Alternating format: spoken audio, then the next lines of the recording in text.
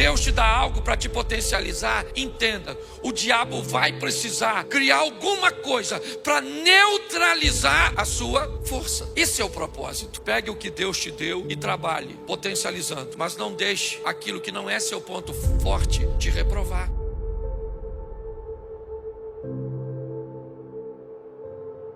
Glória a Deus. Eu quero que você abra a sua Bíblia. No Evangelho de João, eu quero usar 2 textos para fazer uma reflexão com vocês. João capítulo 1, verso de número 3. E depois nós vamos ler Colossenses 1,16. João 1,3 diz assim: todas as coisas foram feitas por Ele, e sem Ele, nada do que foi feito se fez. Ok? Agora vamos lá. Colossenses 1,16. Porque nele foram criadas todas as coisas que há nos céus e na terra, visíveis e invisíveis, sejam tronos, sejam denominações, sejam principados, sejam potestades, tudo foi criado por Ele e para Ele. Verso seguinte: Ele é antes de todas as coisas e todas as coisas subsistem por Ele. Amém? Feche seus olhos. Senhor, em nome de Jesus, eis aqui a Tua palavra. Continua falando conosco e usa-me nesta hora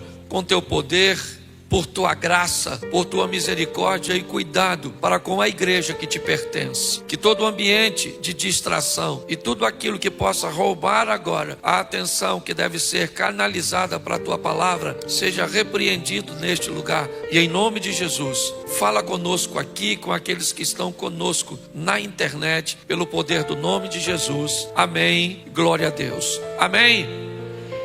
Hoje eu quero conversar com vocês sobre algumas coisas que Deus nos deu para que possamos utilizar durante a nossa caminhada aqui na terra. É importante nós entendermos esses 2 textos, porque ele mostra primeiro a grandeza e a soberania de Cristo. Enquanto João diz que todas as coisas foram feitas por Ele e sem Ele nada do que foi feito se fez, o apóstolo Paulo diz que todas as coisas são criadas nele, sejam coisas visíveis ou invisíveis, sejam tronos, principados, potestades, ou seja, Ele subsiste todas as coisas. Ainda em Colossenses vai dizer que Ele é o primogênito dos mortos, enquanto nós achamos que o primeiro a morrer foi Abel. A Bíblia está dizendo, e já diz isso na carta do apóstolo Pedro, que o sangue de Cristo já era conhecido antes da fundação do mundo. Ou seja, nós vemos a Bíblia dizer que Jesus Cristo é o primogênito, já havia sido determinado que Ele morreria. E por que isso? E por que eu quero passar isso para os irmãos? Para que possamos ter um entendimento de que tudo que temos e o que podemos fazer está totalmente ligado a Ele. Até mesmo aquelas pessoas que vão realizar coisas e conquistar coisas e aparentemente elas não estão numa igreja, não fazem parte do corpo de Cristo. Até mesmo essas pessoas, para realizarem tudo o que realizam, inevitavelmente só o fazem porque Jesus consentiu. Ele é soberano, Ele é o Todo-Poderoso e nós precisamos entender isso. Então a pergunta, aliás, o tema que eu dei a essa mensagem é: Ele me deu. Para eu viver, eu recebi de Deus algumas coisas, e algumas, na verdade, às vezes numa escala muito maior do que outra. Nós recebemos muitas virtudes para desempenharmos nossa vida aqui na terra. E precisamos dessas virtudes, por quê? Porque no mundo espiritual nós enfrentamos o tempo inteiro a oposição. O reino das trevas, o tempo inteiro, ele se opõe a nós. Ele se opõe à vontade de Deus para a nossa vida. Ele se opõe aos princípios de Deus para este mundo. Algumas coisas, é verdade, nós utilizamos muitas vezes depois de um tempo involuntariamente. Fazemos muitas vezes sem sentir. Será que todas as vezes que uma mangueira, por exemplo, como agora nós estamos na época da manga, já fazem 2 meses ou talvez mais um pouquinho, que as flores começaram a nascer, que o vento começou a soprar e derrubando e removendo muitas vezes grande parte dessas flores, que se todas elas permanecessem na árvore, provavelmente a árvore não conseguiria se desenvolver para fazer com que todas elas crescessem. Então a oposição remove dela muitas das suas flores que não vão se tornar frutos nunca. Mas depois que uma árvore recebeu de Deus a autorização para frutificar, inevitavelmente basta chegar o tempo que ela frutifica. Talvez você tenha muita dificuldade, você talvez que não saiba dirigir, mas se tem uma coisa que certamente vai atrapalhar um motorista, é ele tentar entender o que ele está fazendo durante o processo da direção. Se ele prestar atenção que ele está apertando a embreagem, o freio, o acelerador, mexendo no volante, mexendo no câmbio de marcha, olhando para os retrovisores, certamente ele vai bater. Porque depois que você aprende, é um processo involuntário. Você faz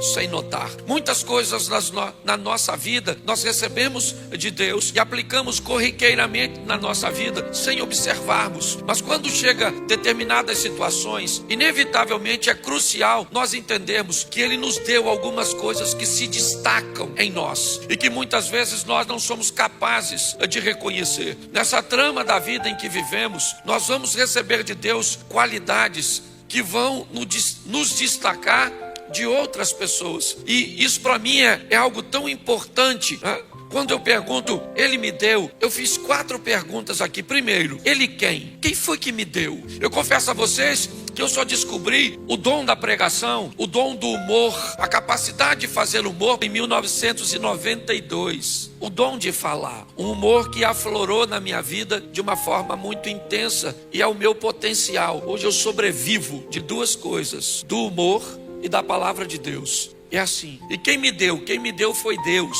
E eu preciso entender que aquilo que Deus te dá nem sempre agrada a todo mundo. E deixa eu te dar uma dica, não fique muito preocupado com o que pessoas vão falar, desde que você saiba quem você é. As pessoas podem ter uma visão equivocada a seu respeito, quem não pode ter é você. As pessoas podem achar que você é doido, que você é grosso, que você é irresponsável, que você é isso, que você não é homem, que você não é mulher, que você... A visão que elas têm a seu respeito, ela não é tão importante quanto a sua. O grande problema é que se você não se conhecer, se você não souber quem você é, a opinião dos outros pode formatar em você o que elas pensam que vocês são. Isso é muito sério. Mas quando você se afirma de uma forma poderosa, inevitavelmente as pessoas começam a reconhecer você pela maneira que você reconhece. Eu sempre brinco aqui, não é de hoje que a gente ouve dizer que João é o discípulo a quem Jesus mais amava. Quem já escutou isso, levante a mão. Pois é, mas quem disse isso foi ele. Foi João que escreveu que ele era o discípulo que Jesus mais amava. E como João se via como mais amado, e ele tinha tanta certeza disso, nós o vemos como ele se via. Porque quando você tem certeza de quem você é, inevitavelmente você não vai mudar por causa da posição dos outros. Você sabe o que Deus fez por você, como Ele te fez, e isso é importantíssimo. Porque é que muitas pessoas mudam o tempo inteiro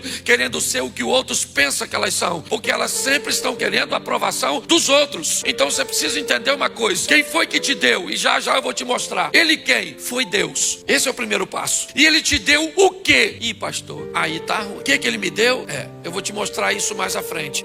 Você precisa saber também por que é que Ele te deu. Foi Deus que te deu? Sim. O que Ele te deu? Não sei. Tem gente que já sabe o que recebeu, mas não sabe para quê. E pior, tem gente que sabe que foi Deus que deu, sabe o que Ele deu, sabe por que Ele deu, mas não está usando. Então eu quero te mostrar isso em pessoas. Seria muito legal se todos nós fôssemos plenos, tivéssemos a plenitude, mas não vai rolar. Você vai ter que aprender a viver de uma forma extraordinária com aquilo que Deus te deu e que vai se destacar. Eu vou mostrar aqui a vocês, preste atenção. Quando nós ouvimos a palavra Sansão na Bíblia, Sansão, ok? Você lembra de quê? O que ele era? Forte. Então quando nós olhamos para ele, o que se destaca nesse camarada é sua força, que alguns dizem está no cabelo. Pastor, mas não cortou o cabelo dele, ele perdeu a força. É verdade, mas eu não vi texto dizendo que a força estava no cabelo. Eu até respeito. A gente imagina que estava no cabelo, porque quando cortou o cabelo, ele perdeu a força. Lembra? Foi ou não foi? Mas para mim, o que fez Sansão perder a força não foi a queda do cabelo, foi a ausência de Deus. Quando ele se levanta pela última vez, o texto é claro em dizer: o que ele não sabia é que Deus não era mais com ele. O que indica que a força de Sansão não estava no cabelo, estava em Deus. E quando ele perde a presença de Deus na vida dele,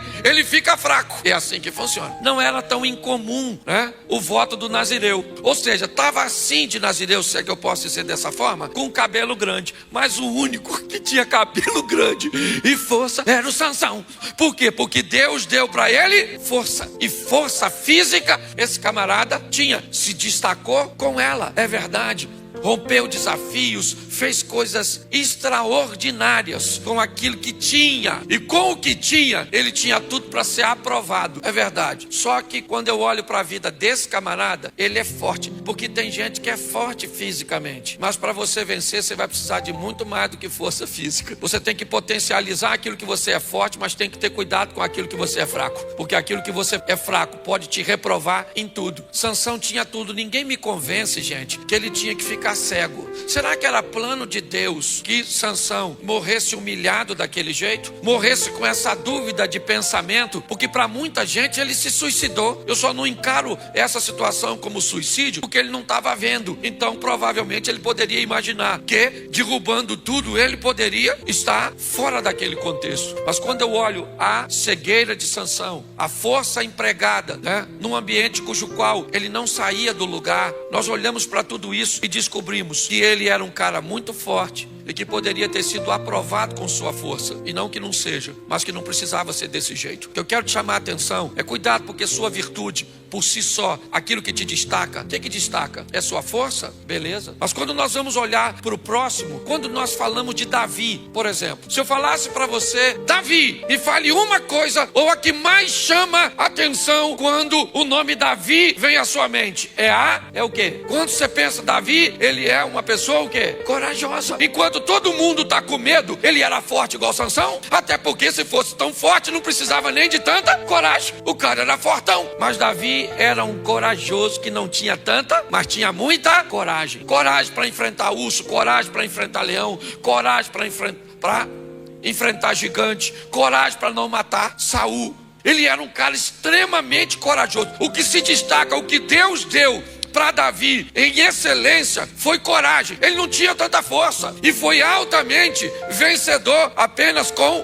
coragem. Tem gente que é forte pra caramba, mas é covarde. Olha só, quando eu olho para a história desse camarada, eu vejo que o que se destaca nele é a coragem dele. É por isso que ele vai romper, que ele vai fazer, e ele tinha tudo para ser aprovado. Corajoso, matador de gigante, um cara extraordinário. Mas ninguém vai me convencer que ele estava nos planos de Deus, dele se deitar com a Batseba, de ser humilhado do jeito que for, de ver seu filho se deitar com todas as esposas dele no meio de uma praça, de ver seu filho morrer, de ver um de seus filhos assassinar seu próprio irmão. Pensa numa história dramática. É a história de Davi, e não precisava ser desse jeito. Por que o senhor está falando isso, pastor? Porque presta atenção, eu vou te mostrar personagens que sequer tiveram um encontro um com o outro, pessoas que viveram em gerações diferentes, mas que nos mostram que eu posso potencializar aquilo que eu sou forte, mas eu não posso me esquecer daquilo que eu sou fraco, para que não possa me reprovar. Porque nesse ambiente, quando eu vou colocar, né, na balança, não, eu sou um camarada que venci muito aqui, mas eu sofri demais aqui. Nessa média de vida, provavelmente sua vida não vai ser boa. Eu vejo gente que tem tudo para vencer, mas ele tem deficiências em determinadas áreas que o impedem de vencer, o impedem de romper, o impedem de avançar. E pior, às vezes ele olha para todo o seu potencial, mas esquece de sua deficiência. Se canalizasse um pouquinho de tempo, um pouquinho de atenção para aquilo cujo qual ele é fraco, a história poderia ser outra. Tá assim de gente que tem tudo para ser feliz no casamento, mas uma droga de um comportamento, uma coisa aparentemente insignificante que a pessoa não quer mudar, pega todo o casamento e joga por terra. É assim que funciona. Deus nos deu aquilo que nos destaca, é verdade. Seja a força de Sansão ou a coragem de Davi, mas eu olho e vejo que eles não foram plenos. Eles não foram plenos. E por não ter plenitude em ninguém, não é no Sansão e no Davi, é em ninguém. Se eu e você não prestarmos atenção, inevitavelmente nós vamos ter problemas. Você quer o terceiro? Vamos lá. Quando você fala de Salomão, você lembra de quê? Ele era forte como Sansão, corajoso como Davi, mas ele era sábio. Olha só, Deus deu para ele sabedoria. E ele vai ser um vencedor com sabedoria, utilizando aquilo que ele recebeu. Foi Deus que deu para ele. Foi Deus que deu a Salomão a sabedoria. Foi Deus que deu a Davi a coragem. Foi Deus que deu a Sansão a força. E eu pergunto a você, por que é que Sansão não tem força, coragem e sabedoria? Por que é que Davi, além de coragem, não tem força e sabedoria? Porque ninguém recebe tudo. Você precisa potencializar aquilo que você é bom. Quando eu olho para Salomão, eu vejo a sabedoria de Salomão, que a Bíblia é clara que foi Deus que deu. Como a força de Sansão estava em Deus, como a coragem de Davi estava em Deus, a sabedoria de Salomão também está em Deus. Ele é sábio porque Deus é com ele, e ele tinha tudo para ser um vencedor sendo sábio, mas se casa com quem não deve, se enfia no ambiente de idolatria. Salomão faz diversas coisas que muitas vezes até contraria a própria sabedoria. Enquanto Deus te dá algo para te potencializar, entenda, o diabo vai precisar criar alguma coisa para neutralizar a sua força. Esse é o propósito. Preste atenção, quem tinha dado força para Sansão, quem tinha dado força para Sansão? Deus. Mas quem é que vai trabalhar para tirar a força de Sansão? Satanás. E onde é que ele vai atacar? Onde Sansão é fraco. Porque é assim que funciona. Há uma batalha no mundo espiritual para que seja removido de você e de mim a virtude que Deus colocou para que nós possamos vencer. O grande problema, por isso que eu li em Colossenses 1, coisas visíveis e invisíveis. Aquela que você vê, aqueles embates e aquelas crises que você é capaz de observar. Mas o mundo espiritual está aí, trabalhando para que você não ore, trabalhando para que você não estude, trabalhando para que você não tenha paciência, trabalhando para que você tenha medo, trabalhando para que você não viva o que Deus tem para você. É assim que funciona. E quem não aprende a militar, a lutar nesse ambiente, vai olhando para a vida e vai achando assim, caramba, para eu vencer o gigante, eu tenho que ter a força do Sansão. Não, Davi não precisou da força de Sansão para vencer o gigante.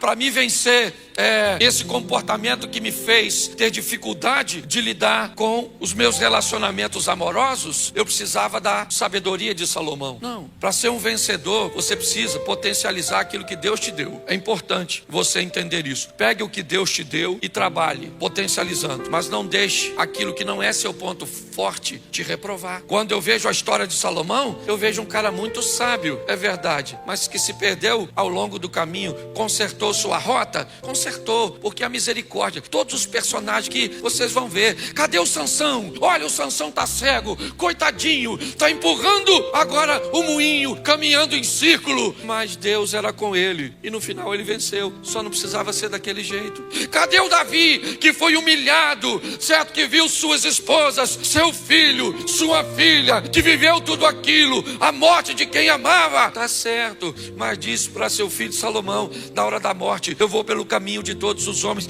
Cadê Salomão? Mesmo depois da queda, acabou se restituindo, se reposicionando. Mas eu olho para Pedro, que não tinha força, coragem e nem sabedoria, mas Pedro tinha uma coisa extraordinária: ousadia. Quando você fala de Pedro, pensa num cara ousado. Nos momentos mais difíceis, certo? Ele se posicionava, às vezes, totalmente atrapalhado, na frente dos outros, tomando decisões aparentemente precipitadas, porque para Pedro, ousadia era seu ponto forte, é verdade. Ele se posiciona, ele age de uma forma, onde Jesus diz que todos vão negá-lo, e Pedro diz, ainda que todos te neguem, Pedro, jamais. E o Pedro nega Jesus 3 vezes, e uma vez na pergunta de uma dona. Faltou coragem, força e sabedoria. Primeiro, para não ter dito aquilo, porque se Jesus falou que ele ia negar, o que Pedro tinha que falar? Sério? Pior que eu pensei que eu nunca negaria, mas agora já sei que vou negar. O senhor falou que eu vou negar.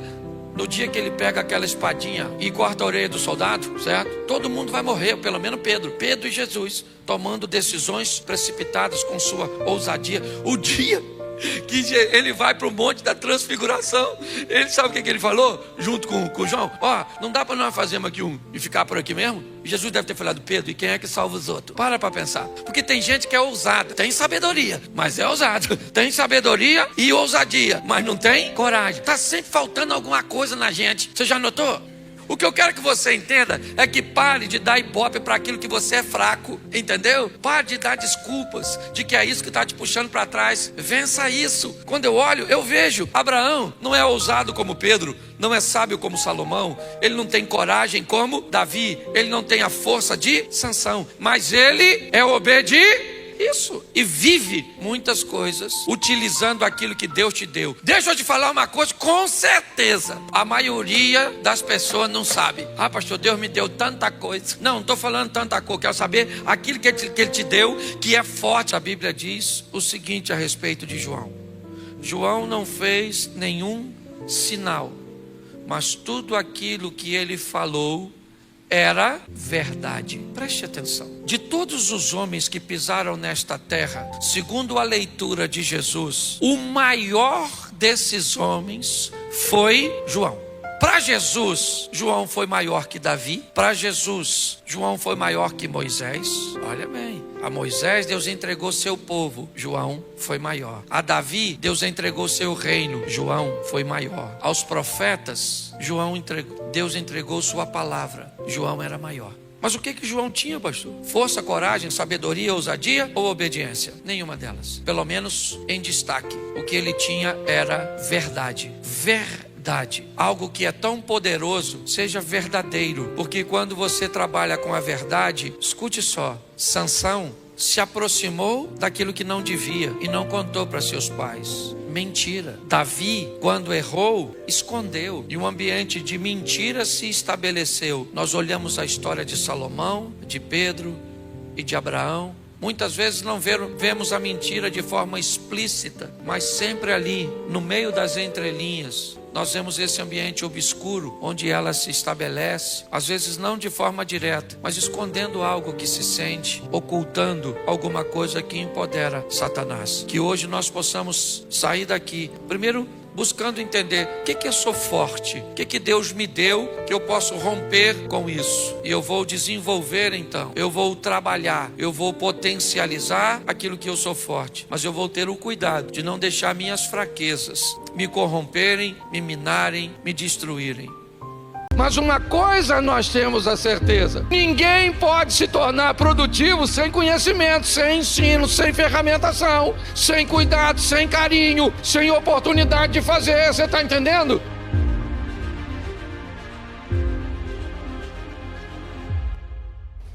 Marcos capítulo 11, verso 13. E vendo de longe uma figueira que tinha folhas, foi ver se nela acharia alguma coisa. Chegando a ela, não achou senão folhas, porque não era tempo de figos. Verso 14, Jesus falando disse à figueira: nunca mais coma alguém fruto de ti. E os seus discípulos ouviram isso. Nós estamos novamente com uma figueira. Ela não é um sicômoro, ela é uma figueira fértil.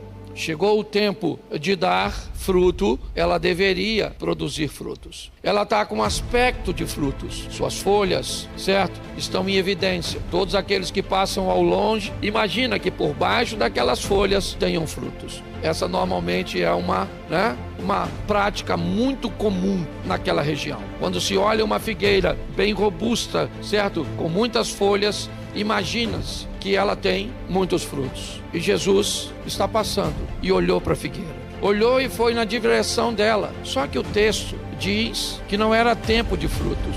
E se não era tempo de frutos, a figueira não tinha nenhuma obrigação de ter frutos. Ela não tinha obrigação de ter frutos.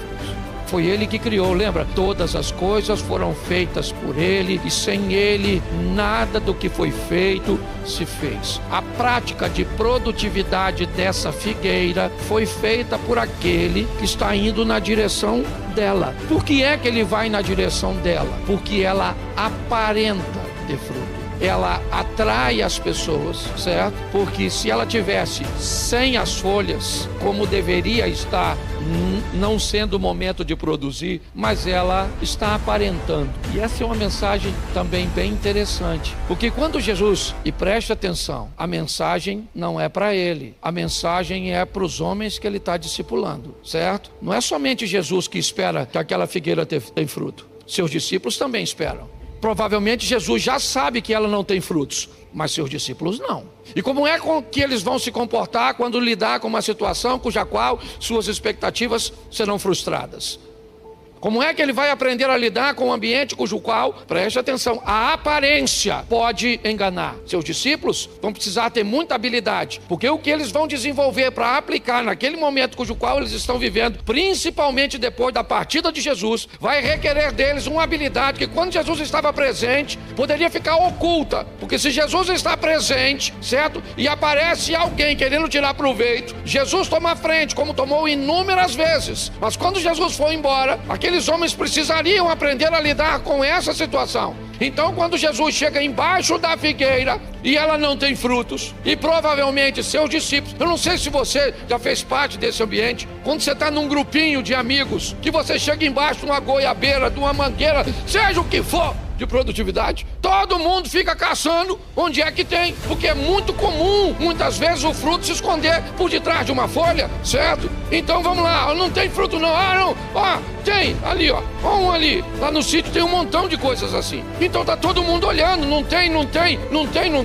mas devia ter, não tem mais, e Jesus disse, então vamos fazer o seguinte, nunca mais ninguém coma fruto dela. Eles passam lá depois e a figueira está seca, desde a raiz. O texto faz questão de dizer, certo? Tem lugar que você vai, volta aqui, certo? Se você viaja determinado tempo para outro país, dependendo da ocasião que você for, parece que só tem árvore morta. Você chega, tá tudo seco, morreu tudo. Mas olhe bem, qual é o problema dessa situação que Jesus está querendo denunciar? São as pessoas que vivem de aparência. Esse é um texto que diz que pessoas que vão viver de aparência nunca vão tratar seus problemas, porque a aparência sempre será mais importante que a realidade. Eu estou cansado de ver gente que parece rico, mas na verdade é um dublê de rico.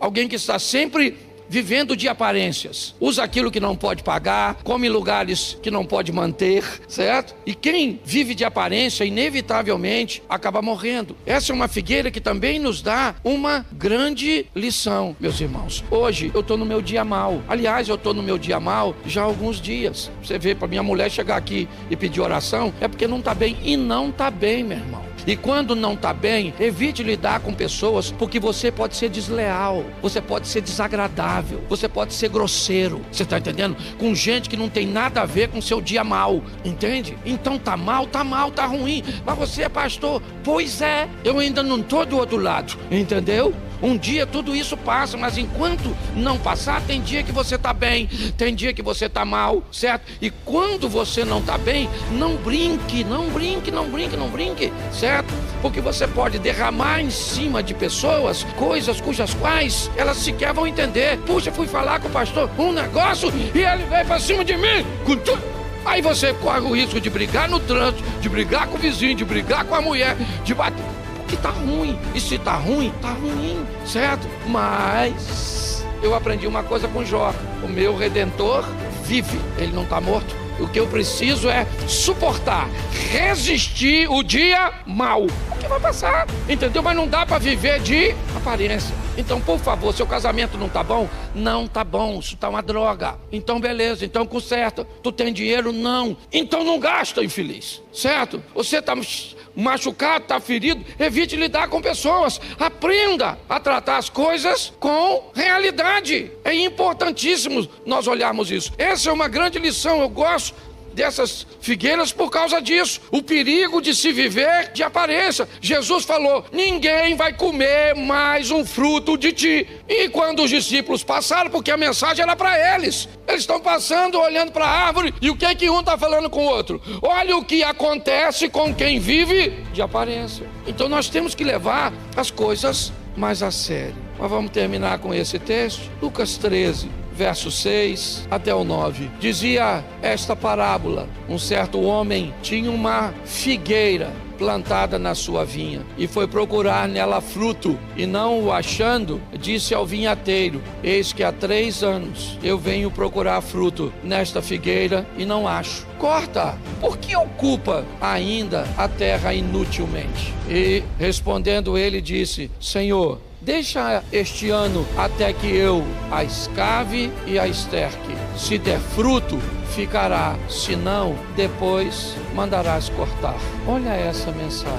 Uma figueira plantada no meio de uma vinha. Quem ela é? Ela é uma árvore. Brava ou produtiva? Produtiva. Mas ela não produz. Ela está no meio de uma plantação de uvas. O vinhateiro, eu gosto dessa colocação. O vinhateiro é um homem responsável por cuidar da vinha. Ele não foi contratado para cuidar da figueira. Ele está cuidando daquilo que ele foi chamado para cuidar. E o que acontece com as uvas? Elas produzem. E o dono da propriedade vem, dá uma olhada na figueira. Tem fruto? Não tem. Eu vou embora. Um homem prudente. Talvez eu vim no momento errado. Foi só isso. Mas talvez da próxima vez que eu voltar aqui, vai ter fruto. Ele volta a segunda vez para ver a uva, não para ver a figueira. Mas já que ele está na terra dele, a uva está produzindo, essa figueira está aqui, a propriedade é minha, deixa eu ver se tem fruto. Não tem. Pô, mas já é a segunda vez. Aí não. Dá para fazer, se você conhece as duas.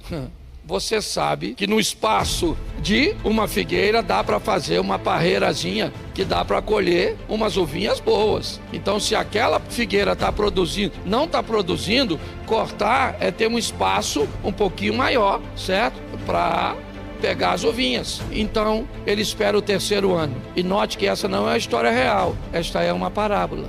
Jesus criou tudo isso na cabeça dele para passar uma lição. E que lição era essa? É isso que é importante. O homem, dono da propriedade, chama o cara da vinha e diz: aí, irmão, é o 3º ano que eu venho aqui procurar fruto e eu não achei. Então faz o seguinte, corta, porque nós vamos plantar uva aqui. E o homem diz: espera aí um pouquinho, tem uma coisa que não está funcionando bem. Eu não estou aqui para cuidar da figueira. Se o senhor está querendo o fruto da figueira, deveria falar comigo, porque ela produz. Ela só precisa de cuidado para produzir. Se ninguém cuida dela, ela não produz. E dizer que tem que cortar algo que não produz, se nós não criamos nenhuma condição para ele ser produtivo, fica difícil. Então, quando nós vemos esse texto, o homem diz: ó, faz o seguinte, o senhor vai embora, deixa essa figueira em paz e deixa ela comigo, porque agora eu vou tratar dela, eu vou cavar ao redor dela, eu vou adubar ela, certo? E aí então, da próxima vez que o senhor vier, o senhor vem nela. Se ela tiver fruto, certo? Deixa ela aí. Se ela não tiver, então a gente corta. Sabe o que é mais interessante? É que a história acabou. Nós não temos a certeza, Cid, se a tal da árvore deu fruto ou não. Mas uma coisa nós temos a certeza: alguém disse que ninguém pode se tornar produtivo sem conhecimento, sem ensino, sem ferramentação, sem cuidado, sem carinho, sem oportunidade de fazer. Você está entendendo? Então nós, como igreja, nós temos a função de criar essa situação. E hoje, quando fazemos uma campanha, quando pedimos, quando chamamos você para servir na portaria, no estacionamento, o que nós estamos querendo é simplesmente dar oportunidade a você de produzir. Mas eu não sei como produzir. Então você vai na escola de servo, que você vai aprender. Você está entendendo? O que a gente precisa é ser útil. É só isso. É entender que tem um espaço para nós. Onde, pastor? Onde Deus vai querer te usar, tá certo? Você pode ter certeza que Deus vai usar você para abençoar alguém. Eu creio nisso, porque nós só estamos aqui para aproximar pessoas do Cristo que nós encontramos. Lembra da minha mensagem? Na ceia do servo, o cara que trabalha no estacionamento, ele está fazendo o que no estacionamento? Trabalhando para aproximar pessoas do Cristo que ele recebeu. As pessoas que estão com a plaquinha, se você perguntar a elas ali, o que você está fazendo aí? Eu estou segurando uma placa, estou na recepção. Não, senhor. Eu estou aqui trabalhando para aproximar pessoas do Cristo que eu encontrei. Você está aqui cantando? Não estou aqui cantando. Eu estou aqui trabalhando para aproximar pessoas do Cristo que eu encontrei. Eu estou aqui pregando para aproximar pessoas. Eu estou aqui ofertando para aproximar pessoas. Tudo que nós estamos fazendo neste lugar tem que ter um único objetivo: apresentar a pessoas que ainda não conhecem Jesus, o Jesus cujo qual nós conhecemos. Posso ouvir um amém? Então você pode ser a figueira brava, que as pessoas olham para você e falam: isso não produz nada. E você diz: eu não produzo palavra, porque eu não sou entendido na Bíblia, não sei nem ler direito, não sei nada. Mas posso falar uma coisa para você: eu produzo uma oração daquelas que atravessa, né? E chega lá e fala com o chefe dos crentes. Eu também não sei orar não, e também não sou sábio para ministrar a palavra não, mas eu tenho um abraço que cura a depressão, que cura tudo, e eu posso te dar um abraço, eu posso te dar um sorriso, eu posso te dar um bom dia. Você consegue entender isso? Posso ouvir um amém? Isso, então eu quero que você fique de pé, feche seus olhos, e não esquece de orar por mim não, na madrugada, viu? Pai, muito obrigado, Senhor. Às vezes nos distraímos com tanta coisa, Senhor. Parecemos aqueles molequinhos, novinhos, encostando o ombro um no outro para perguntar e para ver quem é maior do que quem. Às vezes nos distraímos, Pai, achando que tem pessoas mais importantes do que nós, como se o Senhor não tivesse morrido naquela cruz para nos salvar. Muito obrigado a Deus por tudo aquilo que o Senhor tem feito neste lugar.